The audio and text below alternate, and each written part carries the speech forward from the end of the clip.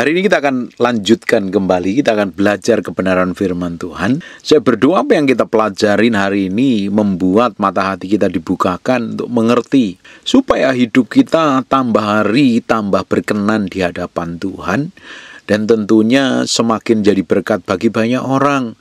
Kalau selama ini hidup kita ini nggak jadi berkat, bahkan konflik dengan orang, bahkan berurusan dengan hukum, melawan hukum, berurusan dengan pemerintahan yang ada, dan hidup kita kacau, kita jadi trouble di mana-mana, ada dengan tetangga ribut, dengan sesama keluarga ribut, dengan sesama jemaat ribut, dengan orang lain ribut, teman kerja ribut, berarti harus ada yang harus kita ubah. Di dalam diri kita harus kita selaraskan dengan firman, supaya perjalanan hidup kita ini semakin hari semakin didapatin menyerupai segambar dan serupa Allah. Tapi kalau hari ini kita nggak sadar dengan semua yang di dalam diri kita, kita selalu merasa paling benar, merasa paling pintar, merasa paling hebat. Tapi banyak jadi batu sandungan bagi orang di sekitar kita. Ya hari ini mesti sadarin itu. Bapak Ibu, kita akan lihat di Titus pasal yang ketiga, mulai yang pertama. Ingatkanlah mereka semuanya untuk tunduk pada pemerintah.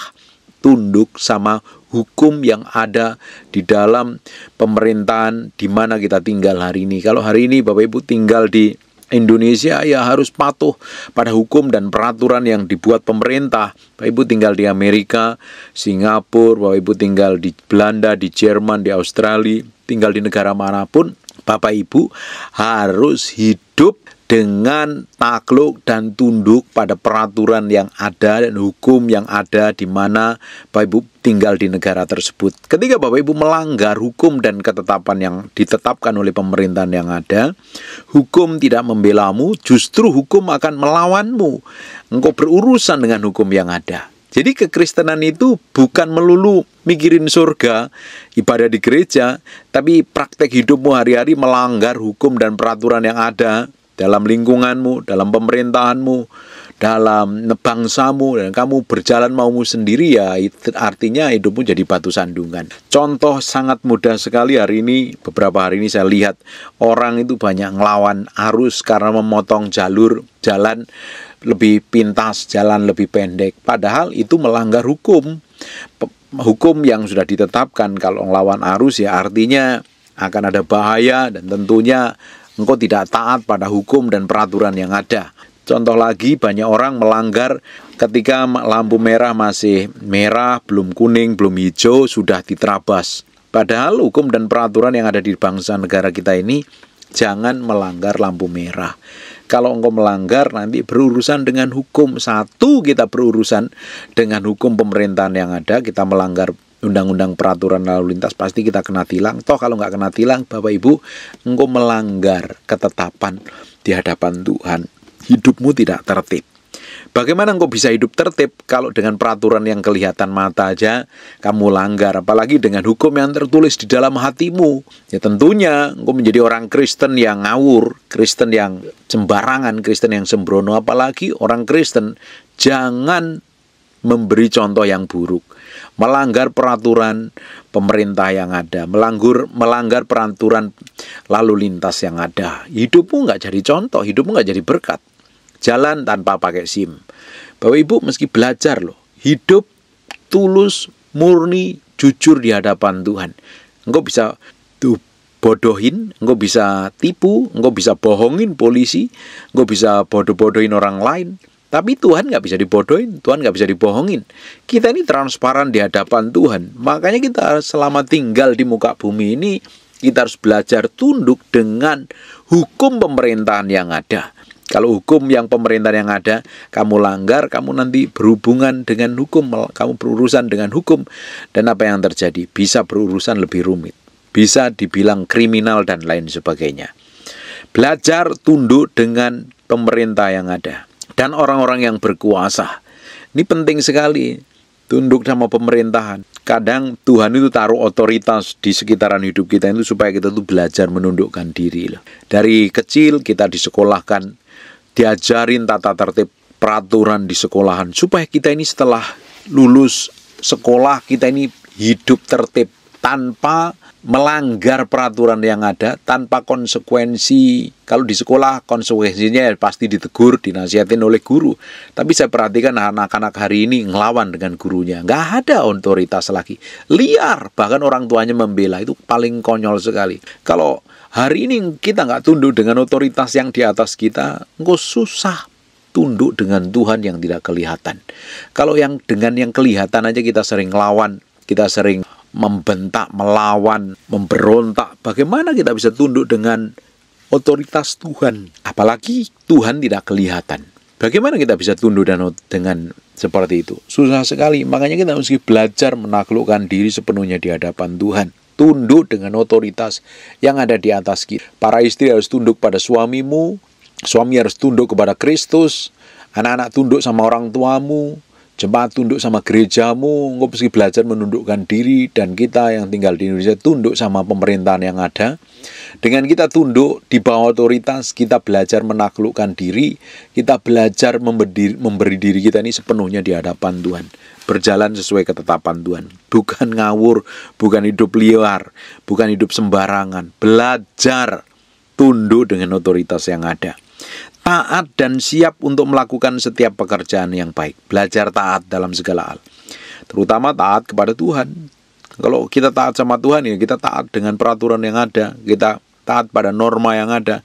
Kita taat pada hukum yang berlaku. Ya, tentunya hidup kita jadi berkat. Bapak Ibu, kenapa banyak orang terlibat konflik dengan orang lain? Karena nggak belajar taat kepada Tuhan.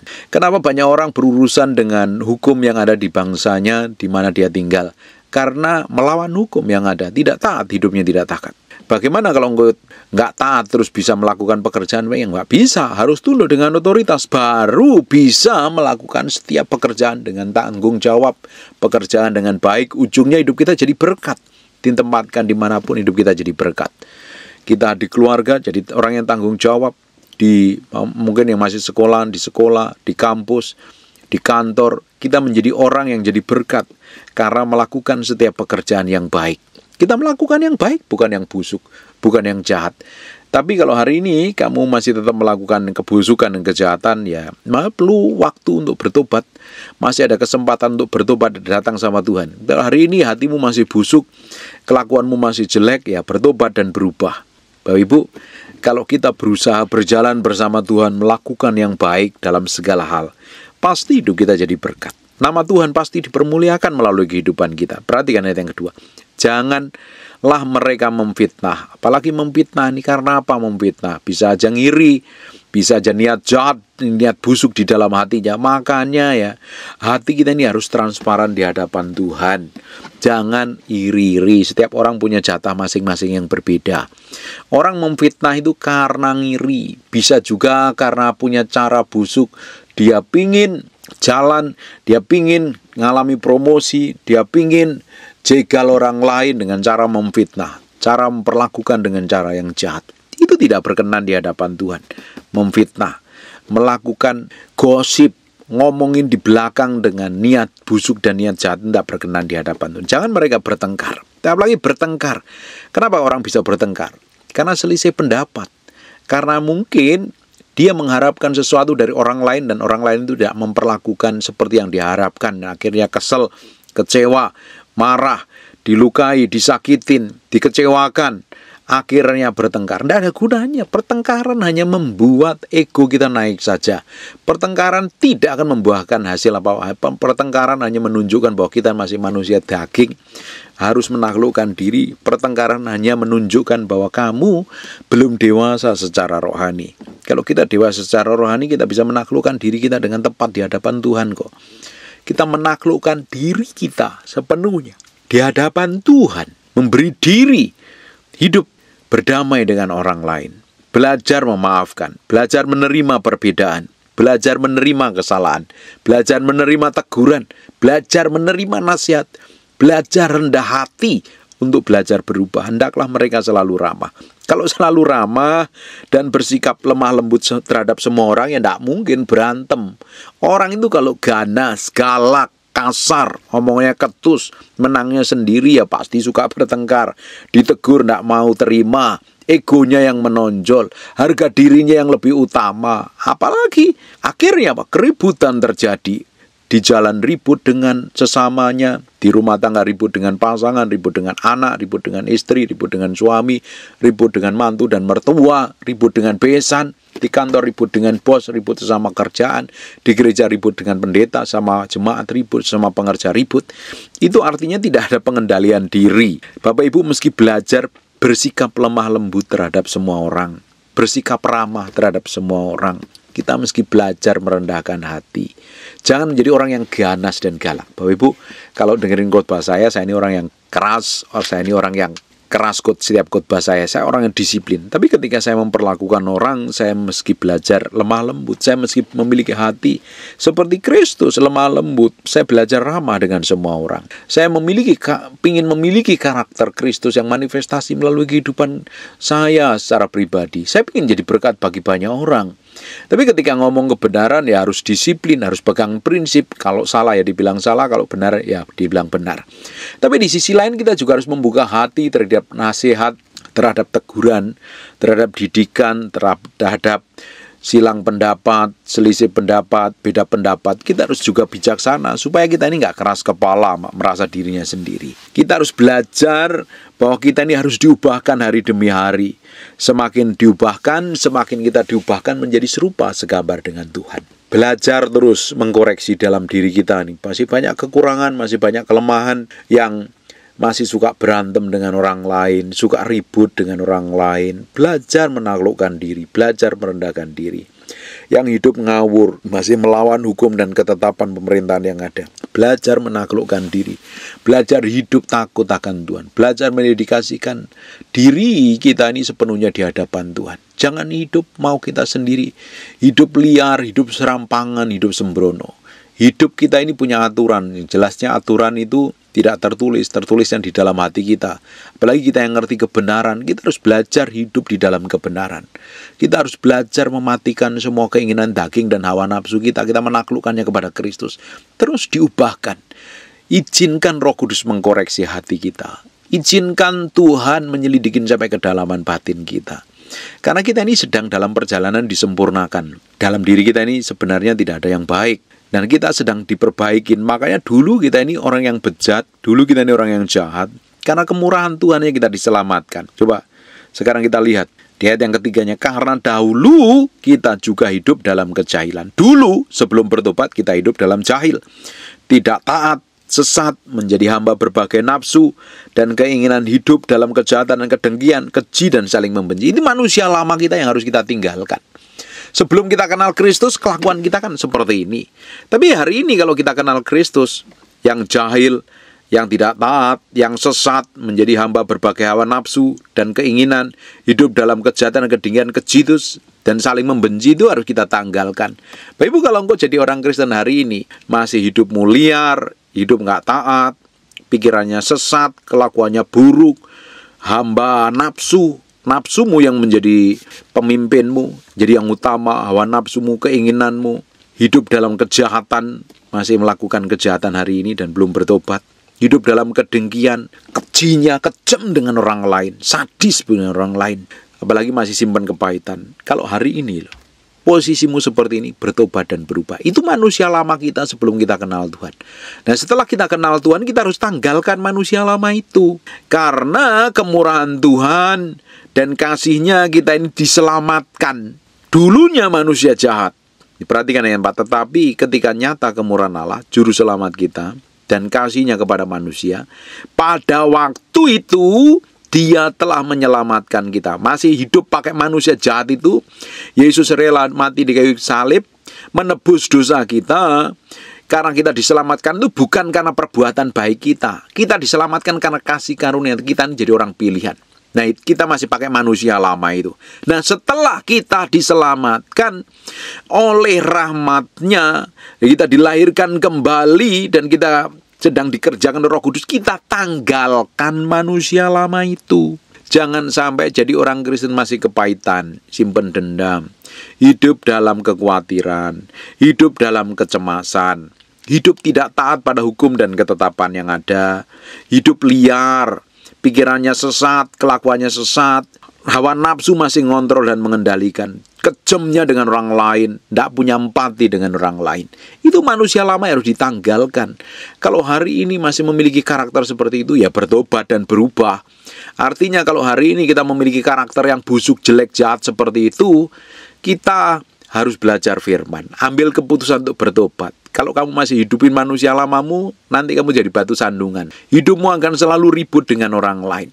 Hidupmu akan selalu konflik dengan orang lain. Terjadi masalah terus-terusan. Terjadi cekcok ribut dengan sesamamu. Dan gak jadi berkat ujungnya. Kita harus menanggalkan manusia lama kita. Karena kita sekarang sudah dilahirkan kembali. Apalagi Bapak Ibu udah rajin ibadah, dengerin khotbah, dengerin pengajaran. Karaktermu harus diubahkan. Kelakuanmu harus diubahkan. Jangan hanya pintar berdoa. Jangan hanya punya karunia kesembuhan mujizat. Karunia dapat penglihatan, tapi karaktermu busuk, sikapmu jelek. Jadi batu sandungan, gak jadi berkat Bapak Ibu. Malah menyesatkan. Belajar berubah. Belajar menyelaraskan kelakuan, sikap, dan tindakan kita ini. Kita harus tanggalkan manusia lama kita. Kita kenakan manusia yang baru. Izinkan Roh Kudus mengerjakan segala sesuatu yang baik di dalam batinmu. Meremukkan di dalam batinmu. Supaya semakin hari semakin didapatin menjadi orang yang berkenan di hadapannya. Mempermuliakan namanya. Hidup takut akan Tuhan. Hidup benar di hadapan Tuhan. Berjalan sesuai dengan apa yang Tuhan mau. Berjalan sesuai dengan apa yang Tuhan inginkan. Dan saya berdoa hari ini Tuhan bicara sesuatu dalam hidupmu. Koreksi diri Bapak Ibu. Koreksi diri. Beri diri kita ini di hadapan Tuhan. Untuk dididik, dinasihatin. Untuk diubahkan. Karena Roh Kudus sampai hari ini mengerjakan. Roh Kudus juga tetap mengerjakan segala sesuatu yang di dalam diri saya. Segala sesuatu yang buruk, segala sesuatu yang bejat, segala sesuatu yang jelek, yang tidak berkenan di hadapan Tuhan. Saya izinkan Roh Kudus mengerjakannya. Saya mau nurut apa yang Tuhan mau. Saya ingin diubahkan hari demi hari sejalan dengan apa yang Tuhan mau. Saya ingin diubahkan sejalan dengan apa yang Tuhan tetapkan dalam hidup saya. Saya ingin akhir hidup saya mempermuliakan nama Tuhan dan menjadi berkat bagi banyak orang. Kita ingin sisa hidup kita ini mempermuliakan nama Tuhan. Kita ingin sepanjang hidup kita ini jadi orang yang hidup berjalan dalam ketepatan ilahi. Kita berjalan dalam berkat Tuhan.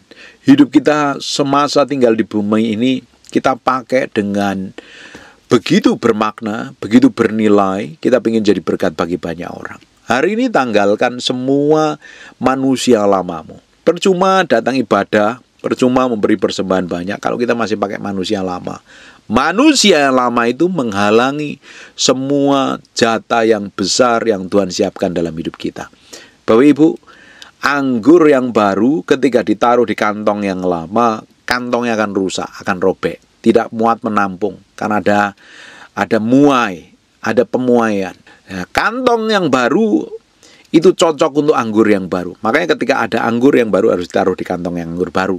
Bapak Ibu, jatahmu akan terhalang, tidak akan digenapi dalam hidupmu kalau kamu masih pakai manusia lama. Manusia lamamu kamu harus tanggalkan dan mulai mengenakan manusia baru yang diubahkan hari demi hari, diubahkan menjadi serupa segambar dengan Kristus. Berjalan dalam kebenaran, berjalan dalam kesucian. Izinkan Tuhan bicara banyak dalam hatimu. Dia akan mengubahkan hidupmu semakin hari semakin serupa segambar dengan Tuhan.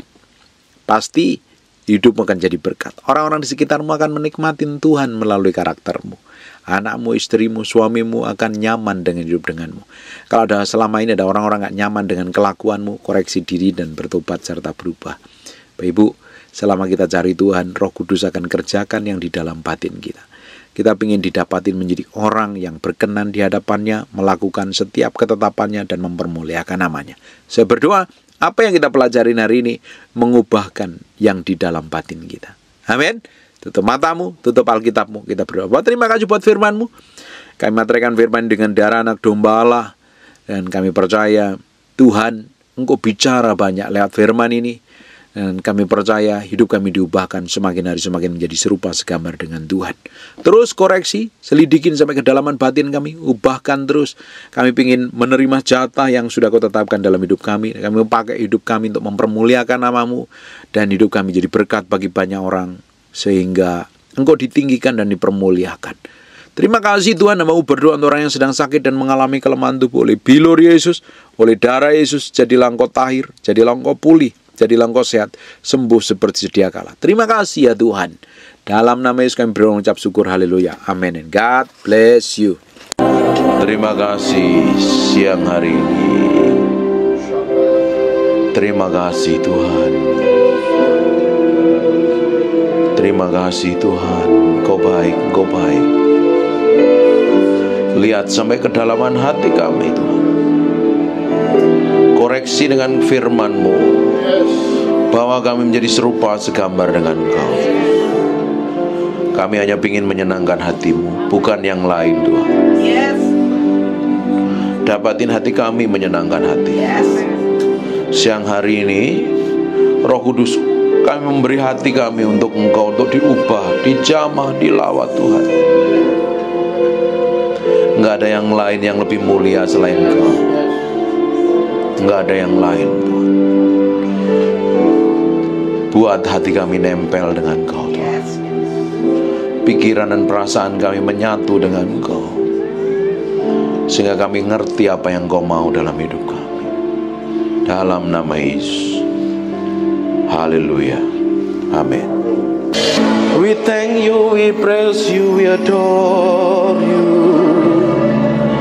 We thank you, we praise you, we adore you. Terima kasih siang hari ini. Terima kasih Tuhan. Terima kasih. Terima kasih.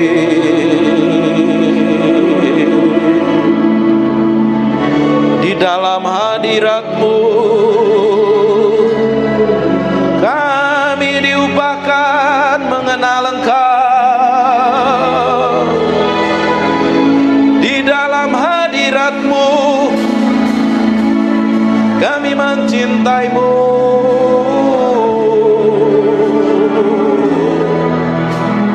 Mencintai-Mu, Roh Kudus.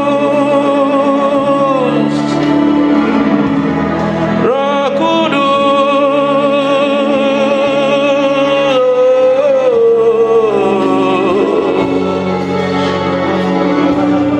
We love you. We praise you, we adore you. Tetap tinggal di dalam hadirat-Mu, sebab kami mencintai-Mu. Oh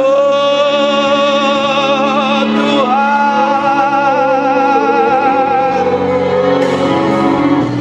Tuhan, Tuhan.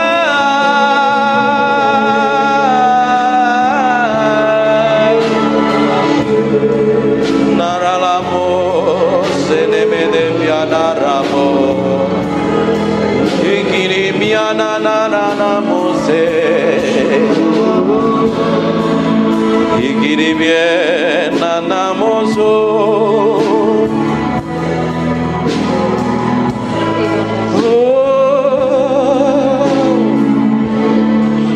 We praise you, we praise you, we praise you. We praise you, we praise you.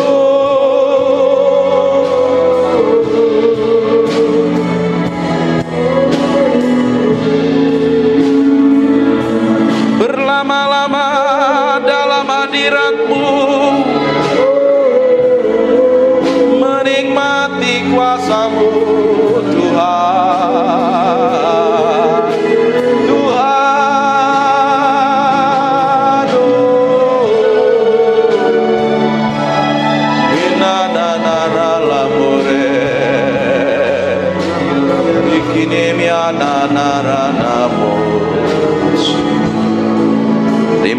kasih Tuhan. Biar roh hikmat wahyu turun di antara kami, menyingkapkan pribadimu yang ajaib, sehingga kami mengerti kehendak-Mu, berjalan dalam pusat hati-Mu, oh Tuhan. Siang hari ini urapi kami semua tanpa terkecuali.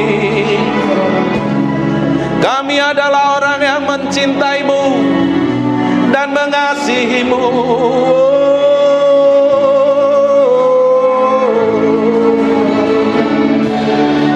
Haleluya, haleluya, haleluya. Terima kasih. Yang merasakan hadirat Tuhan kasih tepuk tangan yang meriah. Hanya untuk Raja yang mulia. Haleluya. Amin. Silakan duduk dalam hadirat Tuhan.